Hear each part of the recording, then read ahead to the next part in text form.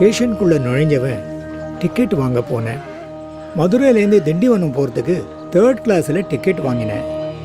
அதுக்கு 2 ரூபா 13 கொடுக்க வேண்டியிருந்தது. மிச்சம் கையில் இருந்தது 3 அப்புறம் ட்ரெயின் வர்றதுக்காக பிளாட்ஃபார்மில் காத்துன்னு இருந்தேன். வண்டியும் வந்தது. வண்டியில் ஏறி உட்கார்ந்ததும் ஒரு சாய்பு பக்கத்தில் வந்து உட்கார்ந்தார். என்கிட்ட பேச்சு கொடுத்தார். அவர் சொன்னதுலேருந்து அருணாச்சலம் போகிறதுக்கு திண்டிவனம் போக வேண்டாம், விழுப்புரத்திலேயே வண்டி மாறி திருவண்ணாமலைக்கு போகலாம்னு தெரிய வந்தது. அடுத்தது என்ன பண்ணலான்னு யோஜனை பண்ணினேன். வண்டி திருச்சினாப்பள்ளி ஸ்டேஷன் வந்ததும் பொழுது சாஞ்சுடுத்து. எனக்கு பசி எடுக்க ஆரம்பிச்சுடுத்து.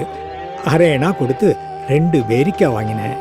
ஆனால் வேடிக்கை என்னன்னா, ஒரு பேரிக்காயில் ஒரு வில்லல் சாப்பிட்டதும் பசி அடங்கி கொடுத்து. கூடவே தூக்கமும் வந்தது. நன்னா தூங்கினேன். மறுநாள் விடிகாலம் வரை 3 மணிக்கு வண்டி விழுப்புரத்தில் நின்னதும் அங்கேயே இறங்கிட்டேன். விழுப்புரத்துலேருந்து திருவண்ணாமலைக்கு நடந்தே போகலான்னு தீர்மானம் பண்ணினேன். இதெல்லாம் நடக்கும்போது எனக்கு வயசு சுமார் 16 இருக்கும்.